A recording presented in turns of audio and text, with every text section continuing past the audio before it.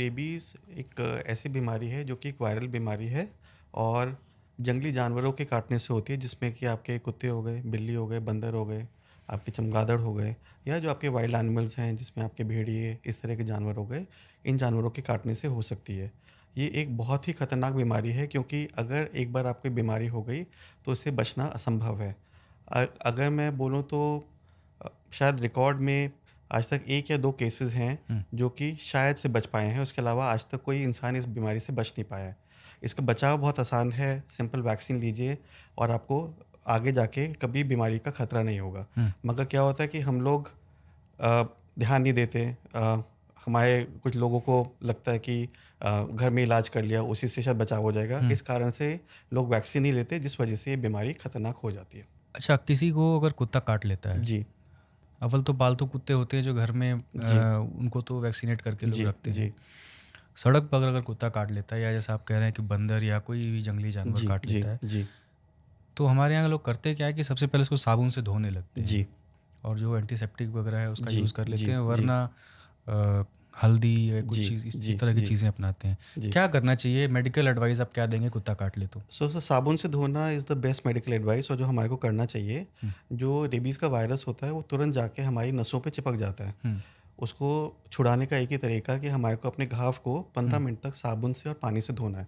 अगर अच्छा। आप 15 मिनट तक उस घाव को धो लेंगे तो करीबन 90% वायरस आपकी बॉडी से चिपक नहीं पाएगा, निकल जाएगा। अच्छा।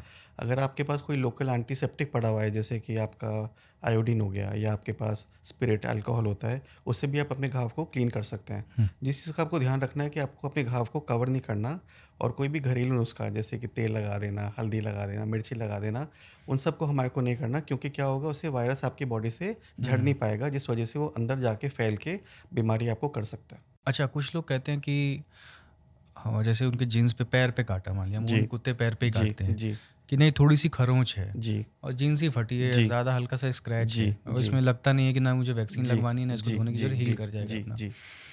ये इस तरह की अगर हम इस अवॉइड करें इसको तो ये क्या ये भी खतरनाक हो सकता है? हो सकता है सर, बिकॉज़ किसी भी जानवर के काटने के या कुत्ते के काटने के 3 कैटेगरीज़ होती हैं। Category 1, category 2 and category 3। Category 1 होता है कि जब इंटैक्ट स्किन पे, जब आपकी स्किन पे कोई घाव नहीं है, स्किन पे आपके कोई चोट नहीं है, उस पे कुत्ते ने चाट लिया, जिसको हम कैटेगरी 1 मानते हैं, जिसमें आपको वैक्सीन की ज़रूरत नहीं होती।